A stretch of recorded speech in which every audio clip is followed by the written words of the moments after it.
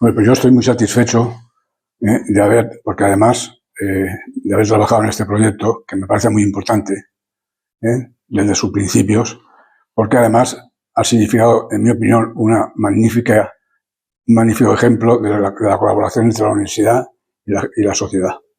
Tanto la sociedad, que da papeles para que se guarden y luego se divulguen, como también el hecho de que varias de las personas que hemos colaborado en ese proyecto no pertenecemos a la universidad y sin embargo hemos trabajado magníficamente, ¿no? Yo estoy muy contento porque hemos podido hacer muchas exposiciones, varias exposiciones, hemos publicado bastantes libros, hemos recogido mucha documentación, hemos hecho divulgación por la provincia en muchos lugares. Hay muchas de esas exposiciones que se han expuesto en varias sedes universitarias y también fuera de las sedes universitarias en la provincia. Yo creo que es un ejemplo extraordinario de esa colaboración entre la sociedad y la universidad, que tendría que ser. La lástima es que mucha gente que te ha dicho, sí, yo tengo cosas, las voy a dar un día de estos, pues luego al final no las encuentra, las ha perdido, no desaparecen. Yo tengo muchos ejemplos en ese sentido, ¿no? Y también es verdad que otra de las faltas que yo noto en el archivo es la falta de documentación procedente de partidos de la derecha. Pero eso no ha sido tampoco culpa nuestra, ¿no? Sino que muchas veces, por ejemplo, Joaquín Galán se lo hemos dicho, Pepe Bebiá, luego mucha gente y yo, y sí, ha dicho que sí, pero nunca lo ha concretado. A mí me parece una experiencia muy buena. A mí me ha servido con las dos cosas que hago yo últimamente, son lo del Archivo de la Democracia y la Comisión Cívica de la Recuperación de la Memoria Histórica, que son dos cosas tranquilas, investigación. Luego, la divulgación con las páginas web es magnífica, porque primera, son cosas que permiten ir poniendo al día constantemente. Y segunda, también suscitan mucha colaboración fuera de gente que te manda cosas y se van conociendo cada vez más. La página web sobre la represión o la del archivo o la del exilio republicano en Norte de África es un ejemplo muy bueno. También otras que hay. Yo hace mucho tiempo escribí una sobre los partidos y sindicatos en la transición, que lo que pasa es que eso muchas veces no sabes qué repercusiones tiene, porque luego la gente tiene la buena costumbre de no citarlo nunca. Pero en fin, eso es normal. Pero el de la represión después de la guerra civil, que tú has participado activamente, eso fue un trabajo. ¿Puedes contar algo de ese trabajo? Ese trabajo empezó, bueno, lo voy a contar porque lo ha contado todo el mundo, o sea que el trabajo empezó porque la Comisión Cívica le propuso a la Universidad de Alicante, al Departamento de Historia Contemporánea, hacer una cosa similar a la que se había hecho en otras universidades, concretamente en Andalucía y en Galicia y en otros sitios, donde desde la universidad se había impulsado una especie, en Andalucía se llama todos los nombres, en otros sitios se llama de otra manera, de recuperar toda la documentación posible sobre los represaliados en el franquismo. Entonces se hizo una comisión en donde yo ya estaba trabajando en una base de datos que me había hecho un compañero del instituto, y entonces volcamos lo que yo tenía a esa base de datos nueva, que se llama la memoria recuperada. Entonces ahí había una serie de pequeñas biografías, algún artículo, por ejemplo, de Jiménez Villalejo sobre la represión, las actividades de la Comisión Cívica, etc. Y una base de datos que tenía entonces unos 11.000, que eran básicamente lo que yo había estado viendo en el archivo provincial a partir de informes de la policía y de la Guardia Civil. Pero todavía no habían llegado ningún papel de la cárcel. En un momento determinado eso se paralizó. Se paralizó porque había una subvención, la que tengo que decir que yo no cobré ni un dracma, una subvención, y se terminó la subvención, que sirvió para pagar la página web y para otras cosas que no he sabido nunca, viajes, etc. Y entonces eso se paralizó. Yo seguí trabajando, pero ahí tuve ya una serie de enfrentamientos con el director de la página, porque él decía que se había terminado y por tanto se había terminado. Yo creía que no, que teníamos que ser, sobre todo porque había un problema que era muchas veces no aparecía la fuente de donde se había sacado la documentación. Entonces yo insistía en que eso hacía falta. Total, al final, en un momento determinado, decidí romper con esa situación y lo dejé estar. Y entonces creé aquí en la página la página del Archivo de la Democracia, donde ya no solamente volqué esos 11.000, sino ya mucha gente que colaboró de los pueblos, de forma que ahora hay más de 29.500. Porque además en esos momentos entraron en la cárcel los expedientes, entraron al archivo provincial los expedientes carcelarios.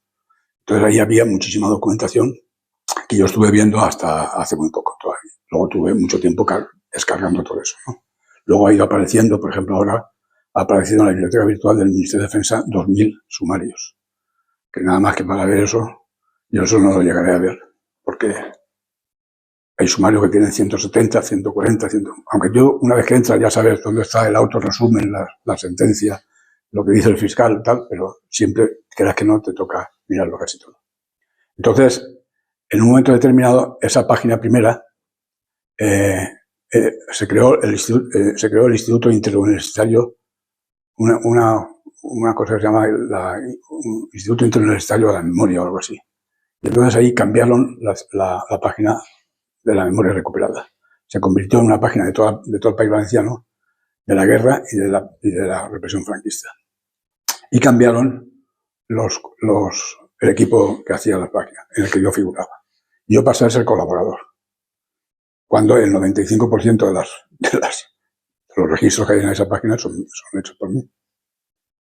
Entonces, después de muchas discusiones, al final yo cogí y a rompí relaciones en ese sentido. Sí que al final aparece mi nombre en la ficha, en cada ficha que he hecho. Pero además yo pasé a ser colaborador y pasaron a ser, digamos, los que hacían la página, un representante de la Universidad de Alicante, otro de Valencia, otro de Jaime II y otro de Miguel Hernández, que no han pegado un palo en su vida en este tema. No han hecho nada. Que es verdad, la página, tú entras ahora, por ejemplo, en Villarreal, porque tiene un mapa, entras en Villarreal y resulta que en Villarreal hay 3 represaliados. ¿Por qué? Porque nadie ha hecho nada.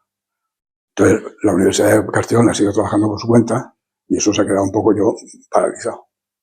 Pero ya te digo, con una absoluta, en mi opinión, desfachatez, me suprimieron a mí y me pusieron de colaborador. Además, en cada uno de los colaboradores ponía de qué pueblo era. Por ejemplo, Carlos Salinas, Campello, por tal, y ponía Francisco Menosa, Comisión Cívica. ¿Por qué? Pues porque no tenía que haber puesto toda la policía. Todos los pueblos sonidos. Se preocupó. Y a partir de ahí, pues con la misma gente prácticamente que había hecho, que son gente de Ángel Benito, José Ramón Valero, en fin, con la gente que yo siempre hemos trabajado muy bien, pues y conforme ha ido gente que ha ido publicando libros, por ejemplo, hace poco se han publicado un libro sobre San Vicente, otro sobre Calp, entonces yo entré en contacto con ellos, y San Juan también, acaban de hacer otro también. Entonces, esa es la mejor forma, porque está por un lado lo que hay en el archivo provincial, que es muy general, y luego el archivo municipal, que te da más datos personales, etcétera, de cada uno de los empresarios. No acabaré nunca. Pero bueno, me entretengo 2 horas al día por ahí.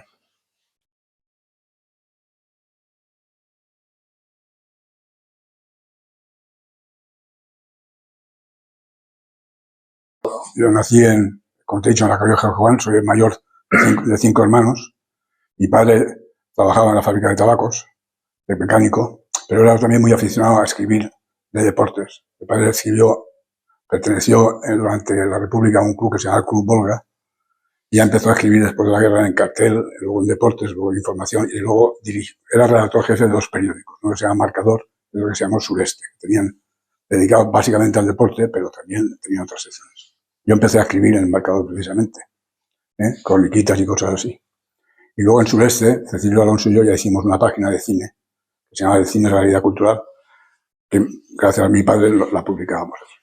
Entonces, yo estudié primero en un colegio que se llamaba el Colegio San Ignacio, que estaba en la calle Gravina, donde ahora está, donde estuvo el museo a continuación, que había un restaurante árabe. Por eso era un colegio, que yo creo que era de los jesuitas.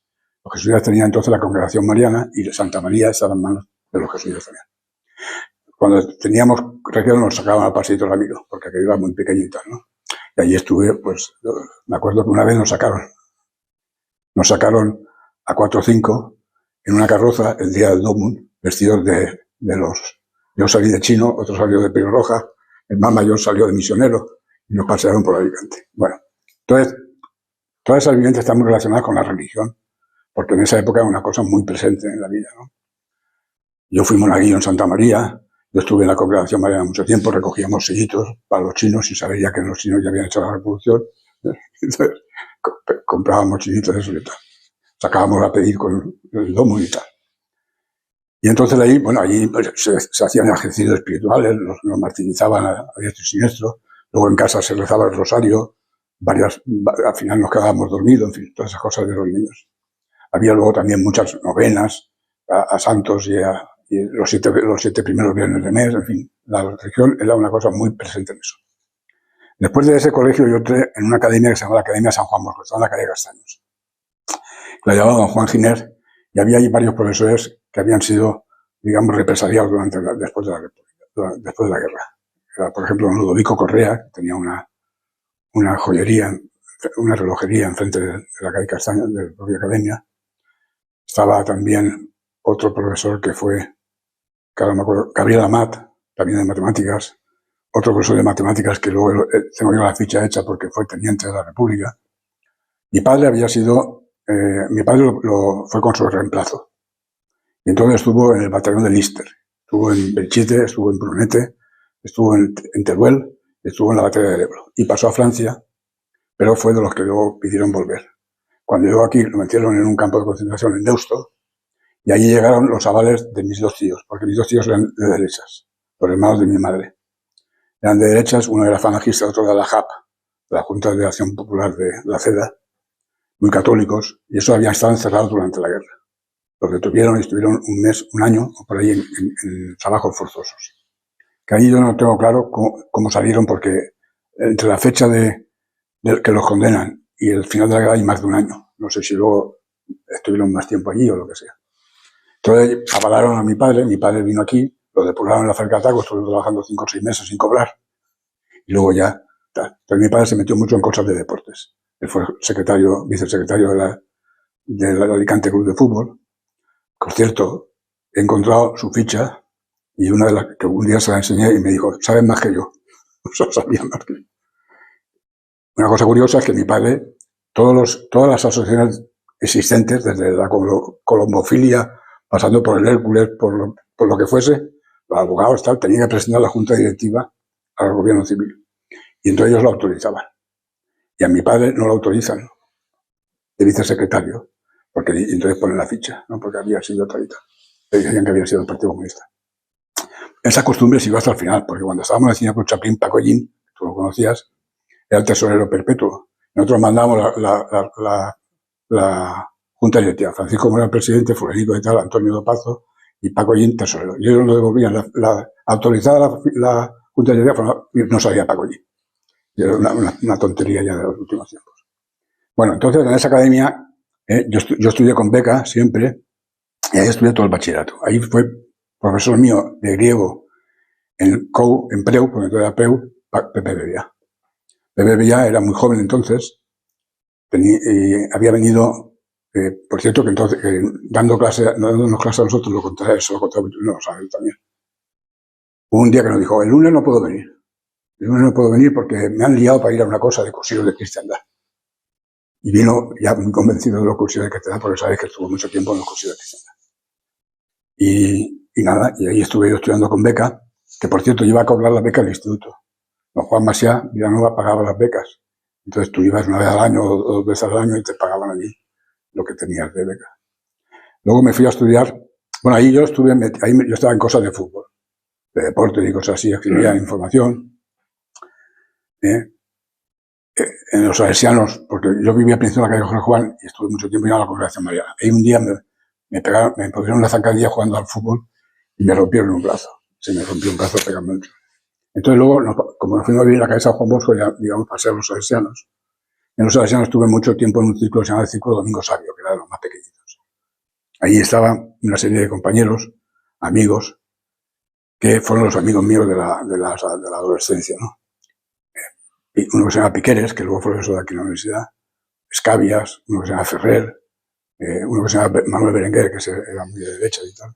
Bueno, total, que eso fue nada. Y así hicimos ejercicios espirituales y yo os dedicaba sobre todo al fútbol. Y participamos en la Copa Chacón y cosas así, ¿no? Con un equipo del que yo era entrenador, porque yo jugando era muy malo, y entrenando supongo que igual de malo, pero bien. Bueno, entonces ya yo iba muy bien en latín y griego, y entonces pensé estudiar. No, yo me fui a estudiar a Valencia porque entonces había 2 cursos de comunes y luego 3 de especialidad. Los comunes los podía hacer en cualquier sitio, Murcia o Valencia. Entonces me fui a Valencia y allí estuve 2 años, en la facultad en la calle La Nave. Allí tuve muy buenos profesores de historia, tuve a Ubieto, tuve a Reglá, tuve no me acuerdo mucho, al del siglo XIX, no me acuerdo de. Luego otros menos buenos, porque Sánchez Castañer, que era de literatura, era infame.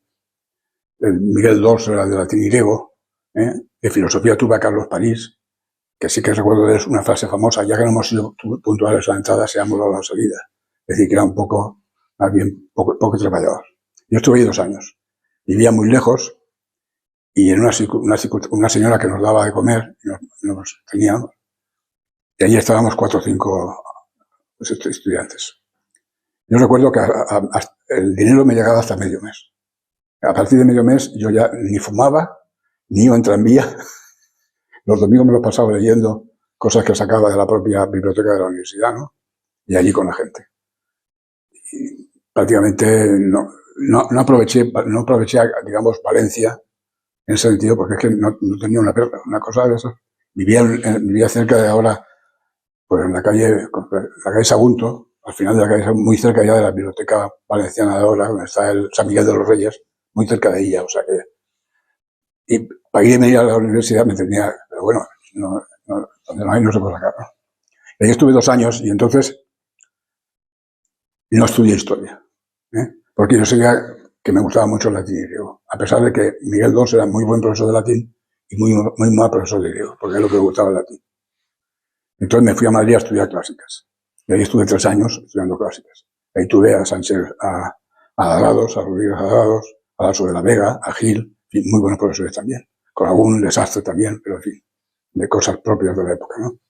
Había un profesor que se llamaba don Bernardo Alemán, que ese, por ejemplo, le decía: don Bernardo, ¿podemos traducir esto por arenas, áureas arenas? Y no, por arenas doradas. Vale. Así, decía, no, lo miraré en el libro. Eso en la carrera ya, Otros eran muy buenos, ¿no? Y estuve allí bien. Luego estuve 1 año de becario, porque había entonces una cosa interesante, que era que te daban una beca para que tú estuvieses yendo a clase de un profesor de instituto, que yo fui con Lasso de la Vega, para ver cómo daban las clases, y aprendías al mismo tiempo hacías una memoria, y eso estaba muy bien. Yo estuve con Lasso de la Vega. Y ya entonces después, bueno, luego estuve haciendo las misiones universitarias en los veranos, y al terminar eso me vine 1 año a Alicante. Y en Alicante estuve dando clase, entonces di clase en las Salesianas.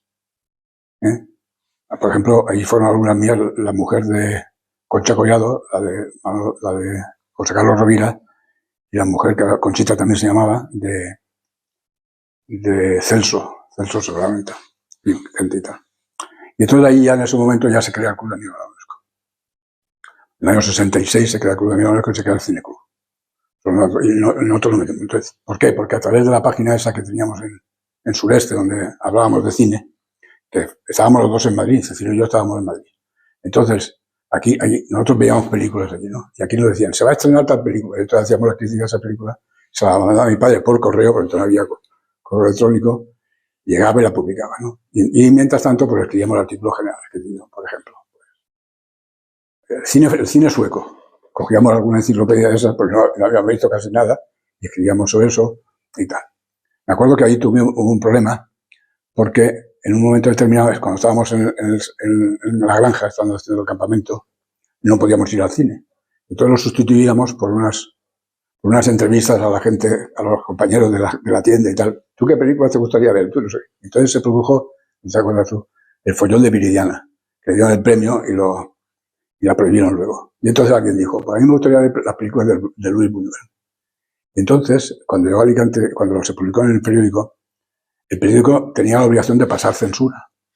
Pero como era un periódico de deportes, ya había una especie de acuerdo que ya no pasaba, ¿no? Sobre todo porque además se hacía todo el mismo domingo para que saliera el lunes.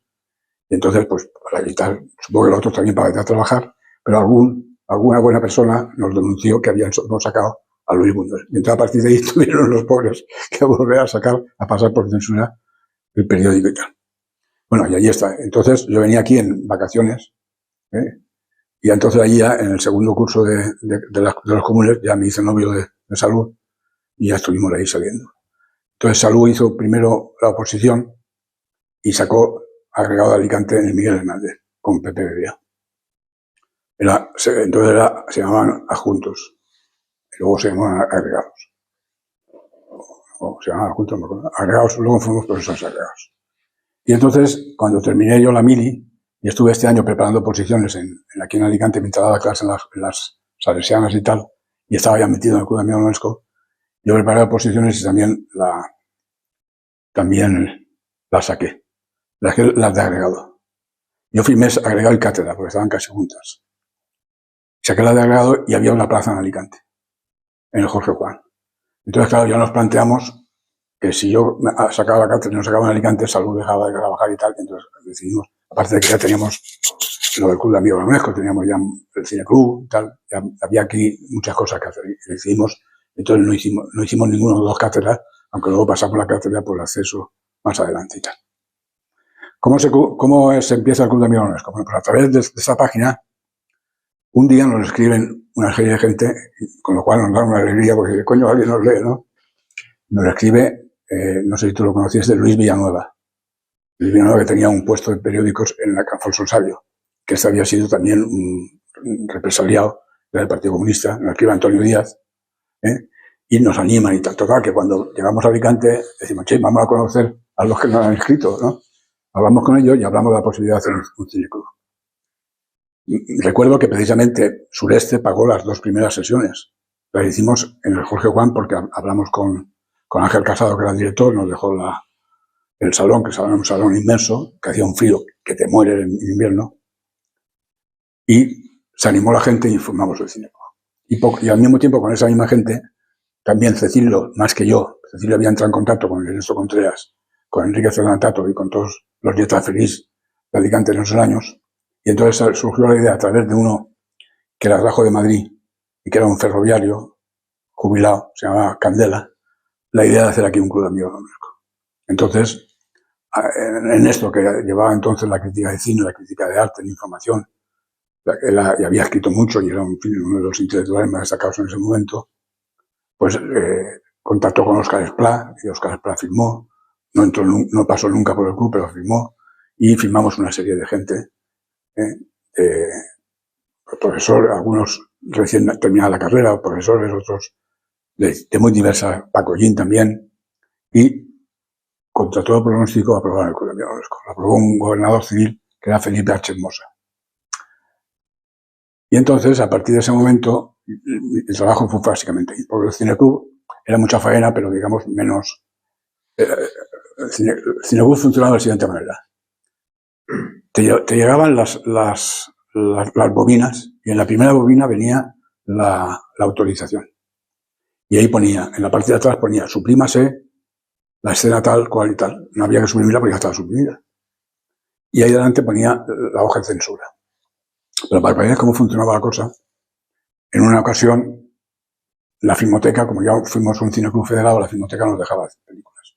Que por cierto eran a lo mejor japonesas con subtítulos en inglés, no creas tú que, o cosas así.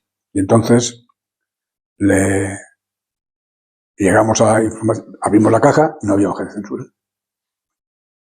Primero tenías que ir a Información y Turismo, que estaba ahí en la calle Artilleros, al lado del Ideal. Información y Turismo enseñabas, decía, en tal día, tal hora vamos a hacer la película, ponías el sello. Y luego entonces comunicabas al gobierno que tal día, tal hora hacías la película. Pero cuando llega ahí dice, la hoja de censura, no hay hoja de censura, imposible. Tiene que haber hoja de censura. Pero si es de la Filmoteca, el Estado, la Filmoteca Nacional de España, el Estado no tiene por qué autorizarse a sí mismo. No, tiene que llevar hoja de censura. Bueno, pues haga el favor, ya no está Madrid, García Escudero era el director general. Ya hubo en ese momento una cierta apertura. Y entonces llamaron y le dijeron que sí, que la Filmoteca que autorizase la proyección, que no hacía falta hoja de censura. Muy bien. Por ejemplo, a la semana siguiente nos hacen la misma, tío. La misma, pero bueno, la semana pasada nos dijeron ustedes que no, pero eso era la semana pasada. Eso es lo mismo. Pero bueno, era al final ya teníamos bastante dinero y estuvimos haciendo mucho tiempo en el Jorge Juan. Luego pasamos a la antigua escuela modelo en la calle Calderón de la Barca, que luego fue del Frente de Juventudes, que es donde está ahora Radio Alicante y todo eso, ¿no?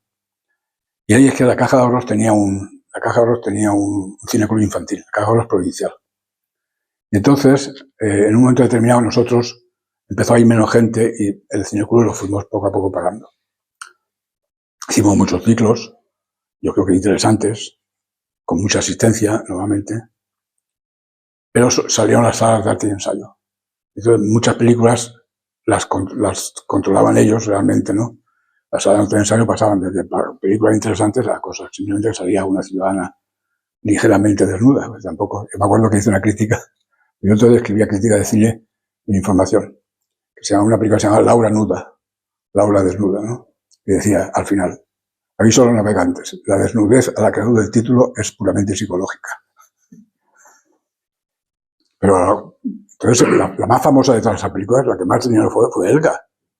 Y Elga era porque había un parto y había gente que entraba a ver el parto nada más.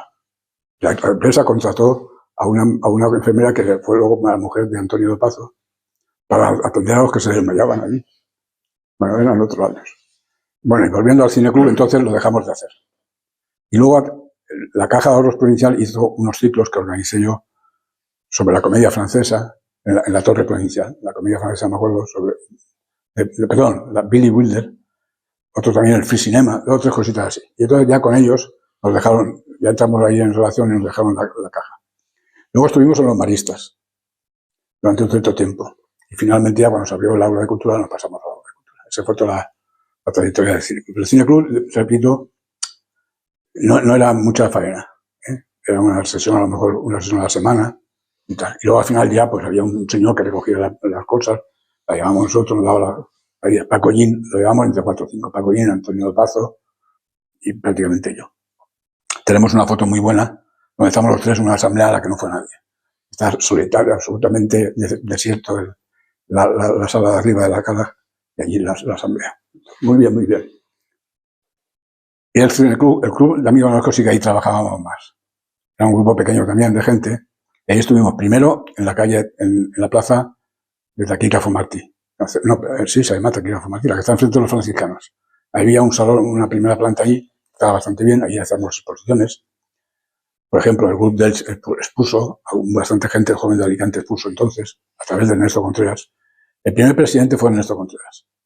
Pero a Ernesto Contreras se le ocurrió ir a una manifestación al 1 de mayo en Madrid y lo cogieron. Y entonces presentó la dimisión, porque al principio el club trataba de mantenerse así un poco, así nos toleraban, ¿no? Me acuerdo de haber ido a ver a un señor que era Luigi Corno, que era el cónsul italiano, porque no sé qué fue, no hubo ahí también a apaciguar las cosas, ¿no? Luego fue Enrique Cerdán Rato. Yo era vicepresidente. Luego ya fui yo presidente. Y siendo yo presidente, se intentó abrir un club en Alcoy y no lo autorizaron. Y entonces hicimos una interpretación, yo creo que forzada, pero que salió adelante, de los estatutos. Los estatutos decían, el ámbito de actuación del Club de Amigos Nuestros es Alicante. No decía si la ciudad de Alicante o la provincia de Alicante. Entonces nosotros abrimos un club en Alcoy, con la misma gente que quería abrir aquello, básicamente gente del mundo obrero, Linares, en fin, todos, Albero, todo, en fin, bastante gente, todos muy relacionados con comisiones obreras, que entonces realmente controlaba toda la cola, las asociaciones de vecinos que empezaban ya también y tal. Luego abrimos otro en Elche, que ahí era más bien un sector nacionalista, relacionado sobre todo con la lengua. Abrimos otro en Muchamiel, y el último que abrimos fue Cayo de Segura, pero Cayo de Segura ya, los promotores habían sido detenidos también por la policía muy poco antes, porque habían estado en Francia en la migración y les habían acosado no sé qué, y entonces ya la Guardia Civil hizo un informe ya demoledor y ese ya no lo dejaron abrir. Entonces allí hubo una larga contencioso, donde en un momento determinado ellos suprimieron todos los clubs menos el nuestro, y al final nos dieron la razón, la justicia. Lo que pasa es que entonces ya Alcoy lo hizo por su cuenta y eso y tal. Entonces, en un momento determinado, el esquema era el mismo siempre. Tú preparabas un guión de la conferencia, llegabas a Información y Turismo, si te lo autorizaban, ibas al Gobierno Civil, pedías para tal día, a tal hora, la charla. Entonces yo fui presidente en el año 78. El año 68, perdón. El año 68 era el 20º aniversario de la Declaración Universal de Derechos Humanos. Y yo eso aproveché porque en la provincia había muchos clubes juveniles. La mayoría eran los de la Iglesia o de Falange. Pero había alguno independiente, pero la mayoría eran porque era la única posibilidad. Entonces había en la Orihuela estaba el TADER, el Club Juventud estaba en Villena y en Petrer, por ejemplo, se llamaba así, o Club Juvenil, o Club tal. En Gijón había otro, en muchos lugares de la provincia, en La Vila. Y entonces yo preparé una charla sobre los derechos humanos, la Declaración Universal de los Derechos Humanos.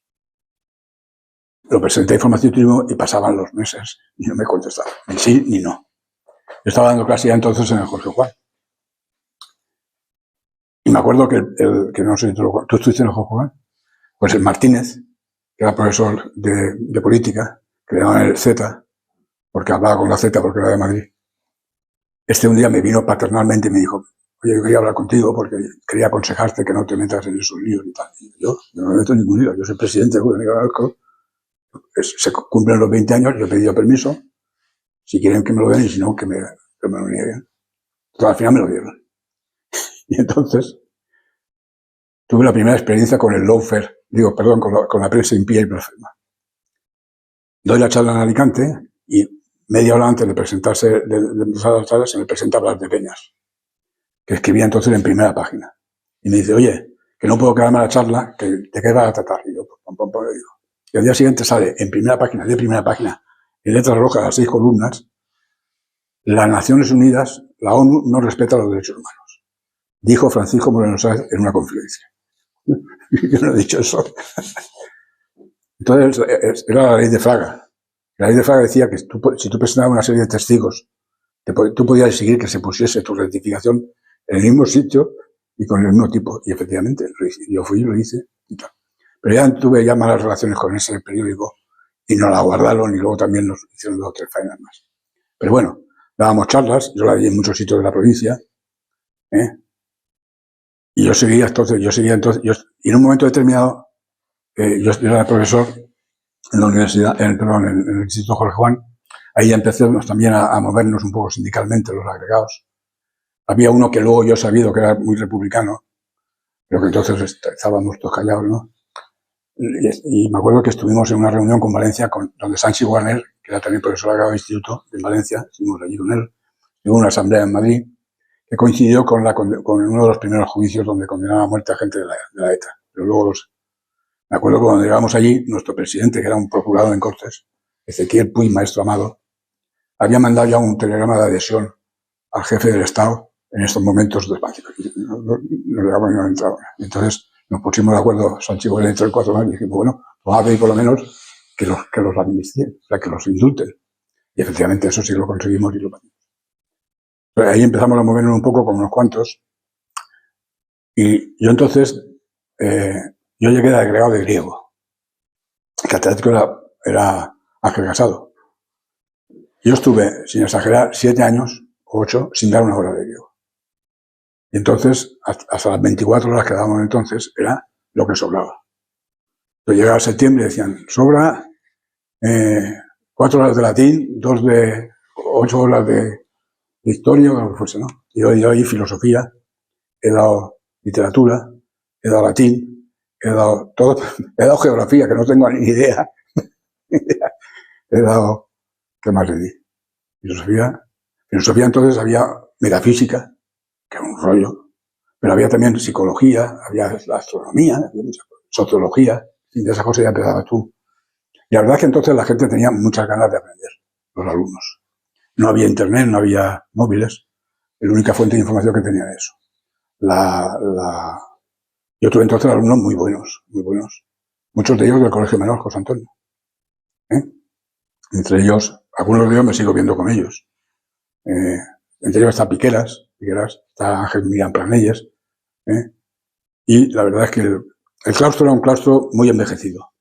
Pues estaba don Fernando Puig, que se jubiló al año siguiente, estaba María Luisa Dorado, también muy mayor, que había estado en Salamanca con Unamuno, estaba Zulueta, que era un poco más joven, y don Juan Maciá, Abelardo Rigual, Salvador Segura, en fin, un claustro más bien mayor. Claro, el Instituto de Alicante de siempre, ¿no? Y llegamos allí nosotros, y al segundo año de llegar allí, me coge dimitió el jefe de estudios y Isabel Zuleta me nombró jefe de estudios. Y estuve bastante el año ahí de jefe de estudios con una gran cantidad de alumnos porque teníamos por la mañana, por la tarde y al final luego se hizo por la noche. Cuando ya se hizo nocturno, yo empecé clase de griego en el nocturno. Pero mientras tanto, eso que aparentemente es un trauma, no sabes lo que, pero al mismo tiempo te servía para aprender muchas cosas.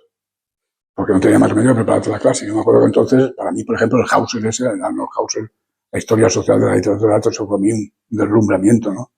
Eso dio una serie de libros y tal, ¿no? Entonces, mucha gente, con la gente que tenía mucho interés, repito, yo de año, por ejemplo, yo di un cursillo sobre los medios de comunicación. Acuérdate que entonces sacó Vázquez Montalbán un librito sobre los medios de comunicación y tal. Lo daba fuera de las horas de clase, por la tarde, a los alumnos que querían, y iban. Y ahora tú, bueno, cuando luego fui profesor en el Ministerio de Alimentos no había manera. Quiero decir que había hicimos revistas, siempre con muchos problemas. Yo me acuerdo que, no sé si os acordáis, uno que no me acuerdo cómo se llama, pero que estuvo mucho tiempo condenado a muerte en Estados Unidos y al final lo mataron también. Y un alumno del instituto, uno que no era del instituto, había escrito una obra sobre eso. Y empezaron unos a ensayarla. Y no sé cómo, doña María Pascual, que era la profesora de literatura, se enteró y dijo, ¿cómo no he controlado yo esa obra para ver si es total? Que exigió ver el texto. Los alumnos se enteraron y entonces convocaron un ensayo que en realidad era la obra para que todo el mundo fuese. Y se llenó para el ensayo eso. Y ahí iba el sheriff, que era yo. Y dije, no se puede hacer. ¿Por qué? Pues porque no se puede hacer. Pero yo me comprometo a que se haga la obra, pero ahora tenéis que iros. Oye, y se fueron. Luego al final se hizo la obra. Oswald no, fue el otro. No me acuerdo, pero era muy conocido, un tema muy conocido de una persona que había estado mucho tiempo en el corredor de la muerte y tal. Eso, por ejemplo, que te digo, que Celso Serrano pone unas greguerías el sostén es el antifaz de los senos. Y entonces todos los números de la revista, con un rotulador tachaba eso, porque eso era demasiado para el cuerpo. ¿Entiendes? Pero bueno, se hacían cosas. Yo estuve ahí bastante tiempo. Y luego en un momento determinado, don Ángel Casado se marchó a San Vicente a poner en marcha el Instituto de San Vicente. Entonces yo ya pasé a la clase de griego, pero inmediatamente llegó uno que había sido compañero mío de estudios, Pedro López Llorens, que también era catedrático de griego, con el cual volví a ser jefe de estudios, porque con Isabel Zulueta estuve bastantes años, pero luego primero llegó Roche, que era de literatura, y luego primero Salvador Segura. Salvador Segura me ofreció seguir de jefe de estudios, pero yo sabía que no me podía llegar, porque Salvador Segura era un hombre muy cuadriculado y muy de derechas también y tal, entonces dije que no. Luego tuvimos muchos follones porque, por ejemplo, los interinos no nos dejaban entrar en los claustros. Y nosotros estuvimos ahí peleando para que estuvieran entrando. Y luego ya, cuando llegó Pedro López, que era ya muy encima de la transición, y ahí volvimos a ser jefe de estudios con él. Y ahí ya tuvimos ya bastantes más. Cuando yo llegué, había dos personas de Falange al frente de ayudantes del jefe de estudios, que eran Salvador Llongueras y Antonio Calatala Poveda. Y había la costumbre de formar a todos los chiquillos delante del instituto. Ahí se arriaban banderas y se leían los castigados. Fulanito tenía todo el mundo 30 puntos. Y te iban quitando según te portaban, ¿no? Fulanito tal, 4 puntos menos. Menganito del 4 puntos menos. Y yo me acuerdo que llegué y dije, bueno, pues eso vamos a dejarlo estar, porque yo creo que eso ya pasó, ¿no? Ya iban cambiando las cosas un poco, ¿no? Entonces, todo eso yo combinaba con el trabajo en el Club de Amigos de la UNESCO. En un momento determinado, Ernesto Contreras se puso enfermo, que hacía la crítica de cine en información, y entonces hubo también ahí un follón, no estoy todo hablando, no me acuerdo, con Pedro Rodríguez, que escribía en Periódico Información. Y Pedro Rodríguez, cuando se produjo el referéndum, fue al Club de Amigos de la UNESCO porque no había nadie que dijese en el referéndum que iba a votar en contra, que además no íbamos a votar en contra, nos íbamos a abstener. La postura de la oposición era nos abstenemos. Y se fue al Club de Amigos de la UNESCO en plan ahí simpático, oye, que vosotros que vais a votar, y nosotros, voto secreto. Y se cabreó mucho con nosotros. Y entonces escribió un artículo diciendo que frente a los que hablan de fulanito, de Che Guevara, no sé cuántos, están los que de verdad trabajan, y el modelo era el colegio menor. Entonces fuimos del hotel a aplacar. Y entonces el director, coño, no me acuerdo, de vez en cuando se me dan los nombres como es lógico, ¿no? Y el director, Lorenzo, Félix Lorenzo, bueno, no me acuerdo, el director, que luego fue director de la Fundación Francisco Franco, tampoco te creas tú que era, ¿eh? Dijo, no, entonces tenéis que colaborar porque ahora nos hemos quedado sin crítico de cine y vosotros que sois del Cine Club y tal. Bueno, pues entramos Juan de Mata, Moncho Aguirre, y luego el Dopazo y yo hicimos la crítica de cine e información durante mucho tiempo. Entonces yo había tenido un chiquillo y tal, y todas esas cosas, claro, todo eso era. Yo me acuerdo, horas enteras, el chiquillo se despertaba a las 4 de la mañana, dando la vara, y yo ya me quedaba ya preparando los horarios o haciendo la crítica de cine y tal. Y luego pues teníamos un grupo de amigos que eran, sobre todo, algunos profesores como Betty, sobre todo gente de primera enseñanza que estaba en la Economía UNESCO, Pedro Olivares, Pepe Cremades, luego estaba Antonio Díaz, Luis Villanueva, Luis Villagarcía, pero en un momento determinado todos los partidos políticos que estaban ya metidos en el Club Amigo de la UNESCO, que tenía el local ya donde lo tiene ahora, el Partido Comunista, en la calle Maestro Márquez, no. Ahí había una habitación que era el despacho del Cine Club y el resto era del Club Amigo de la UNESCO. Y ahí estaban todos, socialistas, anarquistas, vegetarianos, de todo el mundo, falangistas, como García Miralles o como Bernicola, que luego evolucionarían y tal. Entonces, en un momento determinado, se acordó que la junta directiva fuese en realidad los miembros de todos esos partidos. Y entonces yo allí ya no fui. Yo era el presidente del Cine Club Chaplin. Una anécdota. Ahí iban todo el mundo todo el día, y estaba aquello lleno de gente, ¿no? Y un día sube un señor por ahí, por la parte, sube y entra donde estábamos en el Cine Club y dice, ¿aquí es donde está el partido? Y yo le dije, ¿qué partido? Coño, ¿qué partido va a ser? Dentro de arriba. Porque básicamente era el Partido Comunista. Bueno, pues entonces nosotros, los que no estábamos en ningún partido, José Vicente Mateo, Luis Berenguer, Pepe Cremades, Pedro Olivares, Juan y tal, y nos estuvimos en los demócratas independientes. Entonces ya allí empezamos a tener reuniones de la Junta Democrática primero, que había su parte de la enseñanza, pero en fin, cosas que yo ve por la calle a Manolo Pazo, que íbamos a reunir a mi casa, y no nos saludábamos por si acaso, y cosas así, ¿no? Cosas muy de la clandestinidad y tal. Y esa Junta Democrática funcionó bastante bien, hicieron las primeras manifestaciones. Y nosotros nos reuníamos precisamente en el despacho de Luis Berenguer, que luego Luis Berenguer fue de la UCD y luego del PSOE. Y José Vicente Mateo era un poco más, porque era entonces presidente del Club Amigo de la UNESCO. Que además, tengo que decir que sorprendió a todo el mundo, porque José Vicente Mateo era un hombre muy ampuloso, hablando siempre mucho. No había conversación con él, era escucharle, ¿no?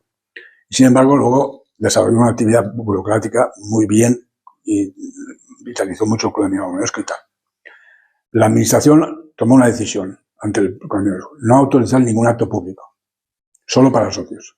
Entonces traíamos a una persona de fuera, por ejemplo, trajimos a Enrique Rubí García, que era un tío que sabía mucho de Latinoamérica, a Aurora Albornoz, a Andrés Sorel, que por cierto nos autorizaron una charla de Andrés Sorel sobre Engels, que nos llamó mucho la atención, ¿no? Luego hicimos, no sé si tú a lo mejor asististe a alguna, como la UNESCO cada año conmemoraba a un personaje muy importante. Pues, por ejemplo, Erasmo de Rotterdam, José Vicente Mateo dio una charla. Leonardo da Vinci, Segundo García dio una charla, que organizamos también cosas de ese tipo. Y luego charlas sobre racismo, mucho, sobre racismo, hicimos muchas charlas sobre la guerra de Vietnam. Cada uno hablaba allí de lo que sabía más o menos. Y ahí la verdad que fue una escuela de todo el mundo, de democracia y de escuchar a la gente y la planeta. Luego, en un momento determinado, el presidente del club pasó a Alcoy un año o dos y luego volvió ya a ser José Vicente Mateo. Había sido antes, después de mí fue el de Alcoy, Manuel Rodríguez, y luego ya fue José Vicente Mateo. Todos los demócratas independientes formábamos parte de la Junta Democrática. Y entonces estuvimos ahí, más o menos y tal. En un momento determinado, cuando ya llegaron las primeras elecciones, los demócratas independientes más o menos se se dispersaron porque unos se fueron a unos partidos, otros fueron a otros, nos quedamos unos cuantos que no. Pero también es verdad que ya los organismos unitarios dejaban de funcionar en el momento en que se abrió ya la posibilidad de que iban a haber elecciones. Entonces, digamos, cada partido, lógicamente, fue intentar formar su propio equipo y su propia gente, ¿no? Yo me acuerdo haber tenido una discusión con Juan Martínez Leal en que él tenía la razón y yo no. Yo decía que no había que participar hasta que no estuviesen todos los partidos legalizados. Pues sabes que llegaron solo hasta el PC. Y decía que no había manera, que no era lo único posible y tal. Y yo creo que tenía razón, no había manera. Pero bueno, en esos momentos la postura oficial, la Junta Democrática, y él me la creía, era que o todos o ninguno, ¿no? Bueno, y entonces ahí estuvimos así durante un cierto tiempo. Y luego ya el Club de Amigos de la UNESCO se produjo una gran desbandada. Casi todo el mundo se fue a cada oveja a su pareja. Y al final entró María Teresa Morales de presidenta.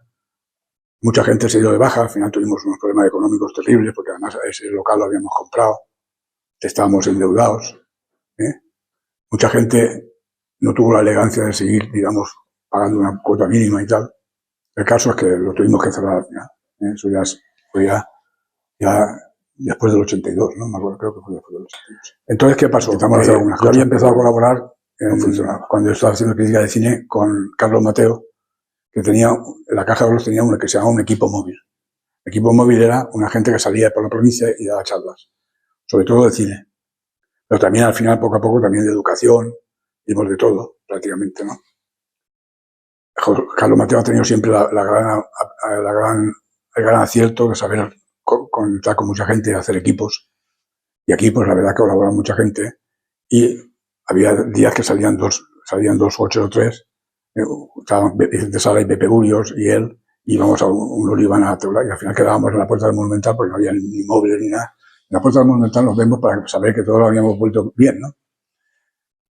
Ir a Pego a las 10 de la noche, empezar la película a las 10 de la noche.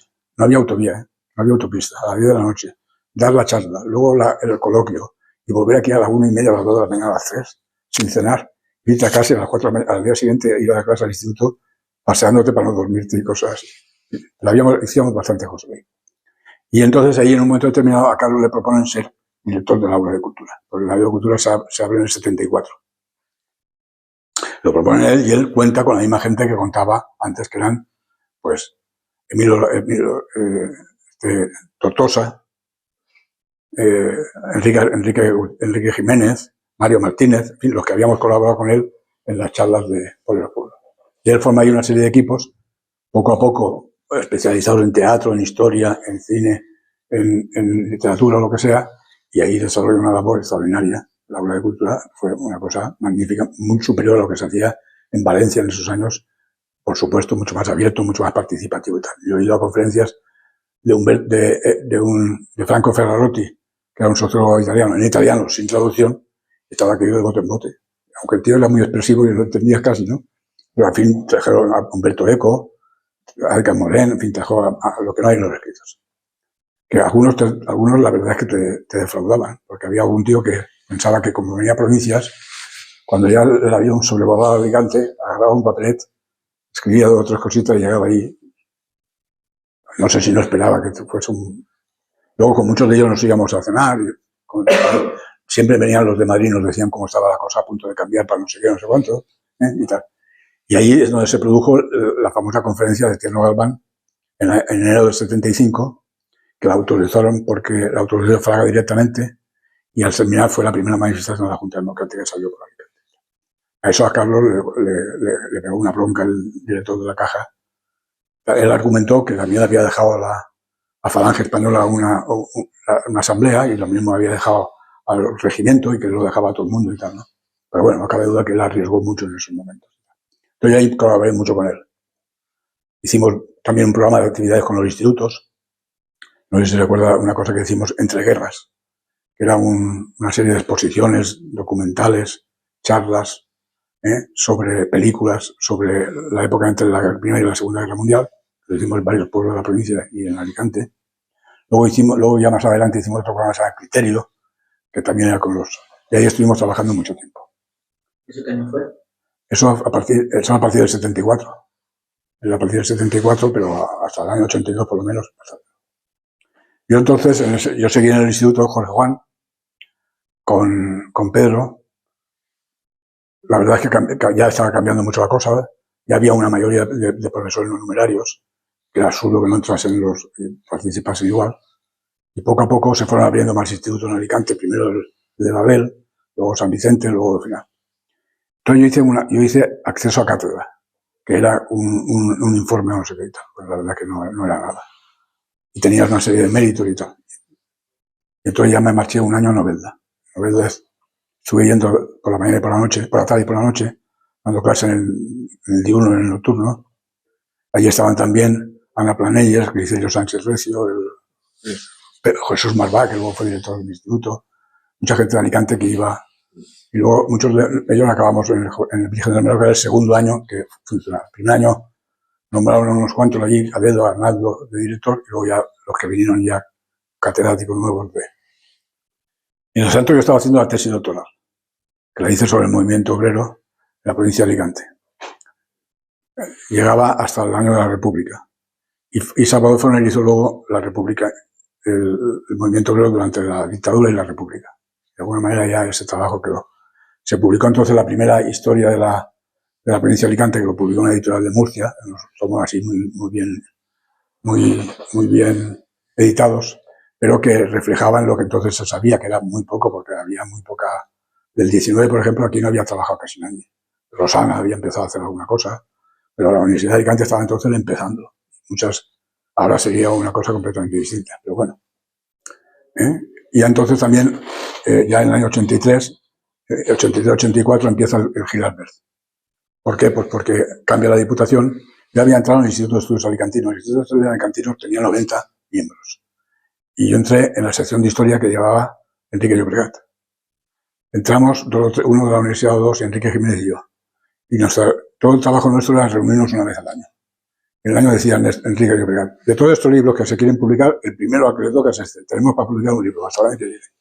Y ya está, porque no había mucho dinero y no en realidad.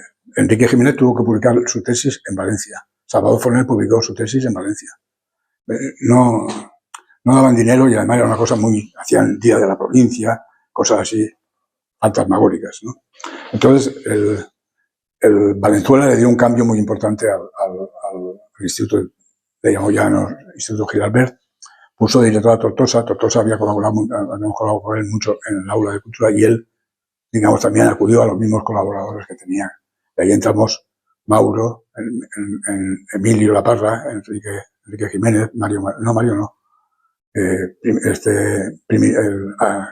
Armando Averola, Miguel Ángel Lozano, en fin, una serie de gente, casi todos de la universidad o de fuera de la universidad, Ramiro Muñoz, que pues los conocíamos y éramos amigos de todos, siempre de todas las mismas cosas, ¿no?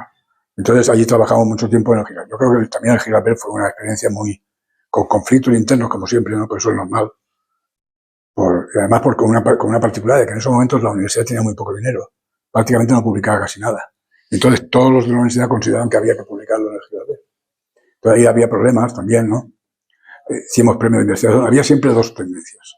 Los que decían que tenía que ser, por ejemplo, Emilio, ¿no? Tenía que ser una cosa más bien general, ¿no? Y los que pensábamos que tenía que ser una cosa que atendiese básicamente lo que se estaba haciendo aquí, en la provincia, ¿no? Y entonces por ahí había discusiones, ¿no? Hicimos unas exposiciones muy buenas. La primera fue la de Altamira, que la pusimos en muchos sitios, en París, en Buenos Aires, en México, en Santiago de Chile, en Valencia, en Zaragoza, en muchos sitios más, para parte de la provincia. La segunda fue la masonería, que también era la primera vez que se hacía una exposición sobre la masonería. Hicimos una primera exposición también sobre el anarquismo, donde colaboramos también con el grupo Alsina, donde estaba el Bole y el Pito, y también con la CNT, que luego se separaron la CNT y la CGT. Esa exposición luego ha pasado a ser nadie sabe de quién es. De vez en cuando aparece en la prensa, bueno, hasta hace poco, salía exposición sobre la CNT en Almería. Y yo, digo, en Altea, sí que bonito. Era la nuestra. Porque al final se la quedaron los de la CNT, bueno, el Bole y compañía, y la llevaban por ahí. La arreglaron y tal. Todas esas exposiciones costaban mucha faena, mucho tiempo. Y yo nada más que he tenido 3 meses de permiso en el instituto cuando estábamos haciendo la exposición, que era al mismo tiempo un homenaje a Altamira, que también se hizo un congreso, y vino la hija de México, y fue una de las primeras veces que un simposio muy interesantita. De ahí, Gil Albert tuvo hasta el año 95, que en el 95 ya ganó el PP.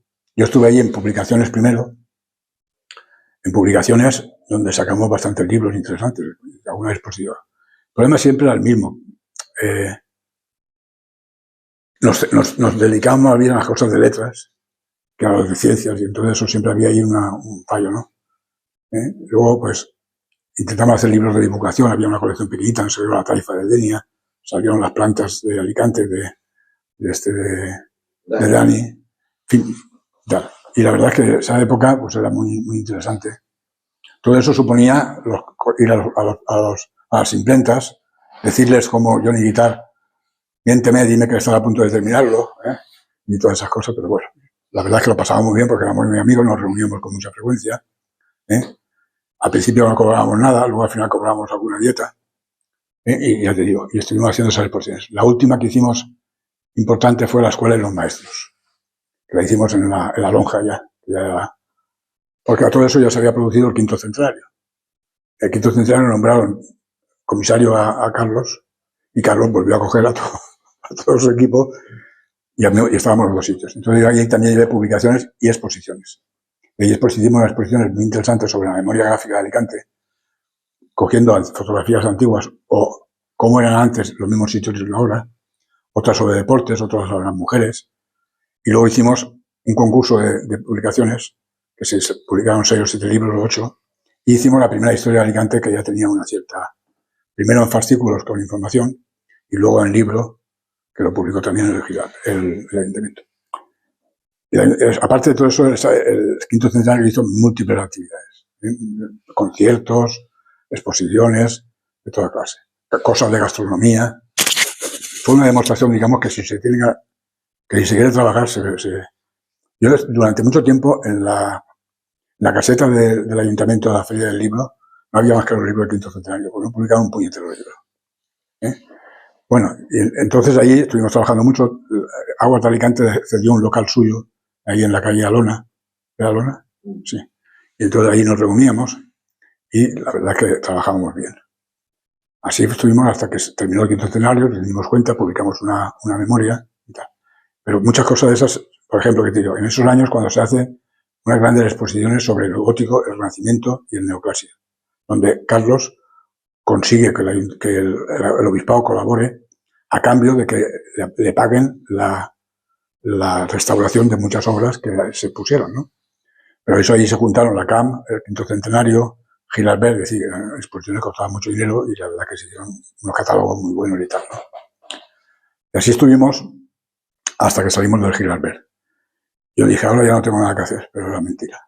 Pues entonces nos metimos a hacer una serie de historias de comarcas por fascículos con información. Información, habían funcionado muy bien los fascículos de la historia de Alicante, llegaron a vender 80.000 ejemplares, y entonces hizo una sobre Alcoy y el Comtat, con gente de allí y tal, y luego otro sobre la Marina Alta. Yo había tenido mucho contacto con todos los amigos y compañeros porque durante el Gil Albert colaborábamos mucho con todos los institutos culturales que había en la provincia y tal. Y ahí estuvimos trabajando mucho con ellos. Cuando ya yo estuve ahí trabajando en varias de esas cosas, al mismo tiempo empecé a investigar sobre todo sobre la transición, sobre el Partido Comunista, publiqué un libro sobre la historia del Partido Comunista, luego publiqué otro libro, había publicado ya un libro sobre el movimiento obrero en Elche, luego la UGT me publicó un libro que era la tesis sobre el movimiento, las luchas sociales en la provincia de Alicante, publiqué muchos artículos y luego publiqué ya dos trabajos, primero sobre el Partido Comunista, que lo publicó Compás, y luego 2 sobre la transición. Uno sobre la transición hasta el 82. No, hasta las elecciones hasta el 77 y luego 77-82. Ya poco a poco, pues lo que pasa es que ya las clases que daba yo de griego ya en el Níger del Lemrio y en Novelda ya nada más que clase de griego, y luego completaba horario con otras cosas. algunas de ellas se llamaban alternativa a la religión. Este era el único país del mundo donde una asignatura se llamaba alternativa a otra. Entraba a la clase y decía, bueno, como esta asignatura no hay que calificarla, ¿de qué queréis hablar? De nada. Pero coño, algo queréis hablar, ¿no? Algunos temas os interesan. No. Es decir, que las chicas tenían más interés. Y decían, bueno, vamos a hablar de tal cosa. Pues vale, venga, preparáis una cosa y discutimos. Los días que había que exponer no iban. Un desastre. Y cuando llegaba a los 60 años dije, yo aquí no aguanto más. Pero me daba la posibilidad de jubilarse, llegaba a los 30 y tantos, los 40 años y tal, pues yo me jubilé anticipadamente. Pues ¿por qué? Pues porque veía que yo tenía cosas que hacer, no me iba a aburrir ni a deprimir, y sobre todo allí me salían los demonios con los cuernos, tío. Yo empezaba a hablar y se daba un chiquillo y se levantaba. Profe, dime. Te decía, mi cuñado se ha comprado un coche. Pero bueno, ¿y qué coño tiene que ver eso con lo que estamos hablando aquí? Pero se ha comprado un coche. Y yo, vale, muy bien, de acuerdo, seguimos. Otro tío. En griego tenía 6 alumnos, 7. No sé si se ponían de acuerdo, pero iban 3 un día. Le explicaba una cosa, al día siguiente iban los otros 3. Le voy a explicar lo mismo. Al día siguiente, una cosa. Ya quemado como un muñeco de falla, de verdad. Tuve un año de director. Nada más. También acabé más quemado también que nada. Ahí hubo también hubo enfrentamientos ideológicos claros entre gente más conservadora y gente que, la verdad es que el Instituto Vicente Remedio ha sido siempre muy pionero en muchas cosas, en los módulos, en un contacto con... La verdad es que hubo un equipo de profesores ahí muy bueno, y buenos directores y tal, ¿no? Y entonces, pues ya en el año 66, en 2002 me jubilé, ya con 60 años. Entonces, a Carlos lo hicieron responsable dejó el aula, que siguió Joaquín Manresa, que lo hizo también muy bien, trajo mucha gente, a Ben Barca, no sé si te acuerdas, al que escribía, al de Le Monde Diplomatique, Ramonet, hizo muchísimas cosas interesantes en esa también, ¿no? Que también ahí volvió el aula a tener un cierto auge. Y entonces a Carlos estaba al frente de una fundación, la Fundación Mediterráneo, y ahí entonces él lo que hizo sobre todo exposiciones. Hicimos 2 o 3 exposiciones muy buenas. Una se llamó La Modernización, que Carlos, Juan, Mario y yo nos pegamos, visitamos todos los museos de la provincia, los archivos, y nos colaboramos y tal con mucha gente, pero luego esa exposición se ponía en Crevillente, en Orihuela, en tal. Y la verdad es que quedó muy bien, hicimos un catálogo muy bonito. Luego hicimos otra que tenía más ambiciones, que era los años jóvenes, que la pusimos aquí, la pusimos en Palma de Mallorca, en Valencia. El País, cuando la pusimos aquí, no hizo ni pido. Cuando la pusimos en Valencia, hizo una página. Bien. Cosa normal. Y luego, no sé si hicimos alguna más. No me acuerdo, ya no me acuerdo. Bueno, por ahí no estábamos entretenidos, ¿no? Yo seguía investigando, ya empecé a hacer lo de la página web esa, y luego ya, entonces empezó el Archivo de la Democracia, y también la Comisión Cívica más o menos por la misma época, 2002, 2003, 2004. Y ahí esas 2 cosas son las que yo he trabajado. Durante mucho tiempo estuve en Izquierda Unida, y estoy como socio, como decía aquel, como simpatizante, no, como cotizante. Pago y no voy. Pago y no voy porque estoy cabreado, porque se pelean. Cosa que hicimos nosotros en su momento, como debe ser todo el mundo, ¿no? Pero llega un momento en que te cansas de las peleas, ¿no? Y ahí estuve representando a Izquierda Unida, estuve en el Consejo Social de la Universidad Miguel Hernández de Elche, porque iban a poner a una chica de Valencia, pero en el reparto que se hicieron los partidos políticos le tocó Elche, no tocó Valencia, y ella dijo que no venía a Elche. Y al final me llamaron a mí y fui. Y luego estuve en el Consejo Valencià de Cultura. En el Consejo Valencià de Cultura hubo un primer momento en que estuve a punto de entrar, porque había que renovarlo, y estuve en una lista que preparó, digamos, la izquierda, con Enrique Llobregat y otros más. Y una que preparó el PP, la que por cierto estaba Enrique Cervantato. Pero eso al final no salió adelante porque estaban las elecciones encima y lo dejaron para después. Y ya luego me nombraron también, yo al final fui nombrado por el PSOE, porque por Izquierda Unida entró Gloria Marcos.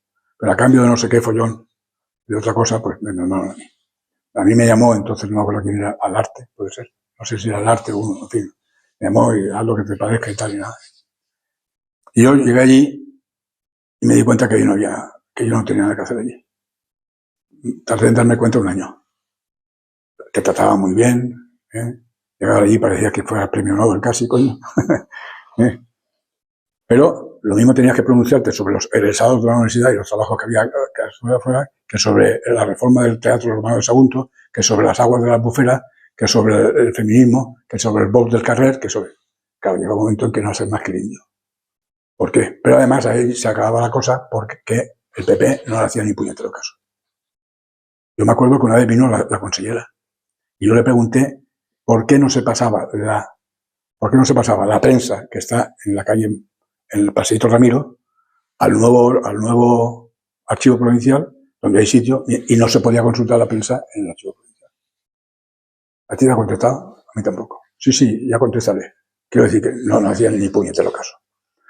Yo también intenté, pero no lo conseguí, porque no era la función realmente de ese consejo, que hubiera de alguna forma algún apoyo a los grupos que sí que de verdad estaban moviéndose, que son los institutos comarcales, los institutos locales, en Cocentaina, en Castellón, en Bailuzó, en Denia, en Elche, muchos sitios. Coño, pues allí tener algún tipo de defensa, hacer alguna ayuda, en fin.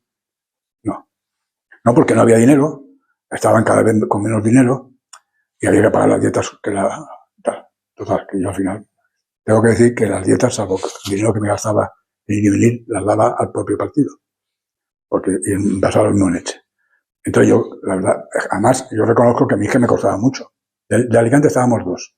Uno que se llama Ferrero, que es un escultor de IBI, que entre otras cosas le hizo muchas esculturas a Franco en la transición, dicho sea aquí entre nosotros, y yo. Yo, por ejemplo, la reunión era a las 4. Yo tenía que salir de aquí a las 11 de la mañana. Llegaba allí, comía, porque el otro tren me dejaba a las 4:15, yo no llegaba. Pedí que se hiciera un poquito más tarde, no me hicieron ni puñetero caso porque yo le venía mejor. Terminabas a las 7, me iba corriendo, llegaba a mi casa a las 9:30, desde las 11 de la media para no hacer nada. Y yo dije, aquí no, me largo. Me fui y hasta de aquí para allá, hombre. Y luego ya nada más que estaba en cosas que yo sepa, cotizando, y en cosas del archivo de la democracia, donde me lo pasa muy bien. Yo la verdad es que lo paso muy bien trabajando con los amigos. Miquel Llorens, por ejemplo, que murió han hecho el grafismo y la maquetación de muchísimas cosas. Tengo muchísima confianza con ellos. Y hemos sido gente que ha trabajado por encima del cumplimiento del deber.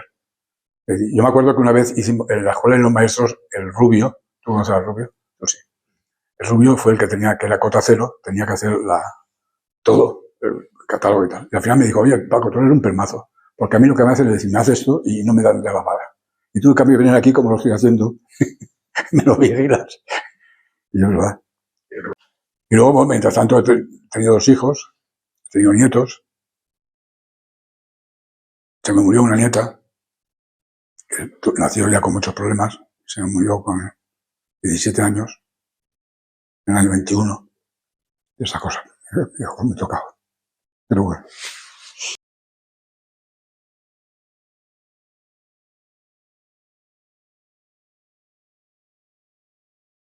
La Comisión Cívica tiene una virtud.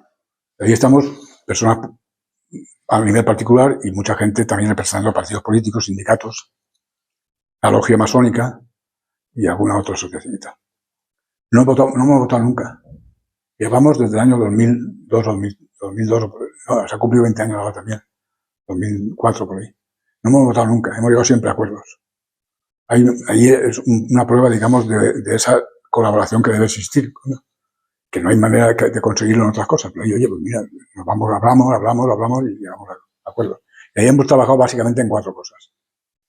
Lo del cementerio, que al principio pusimos una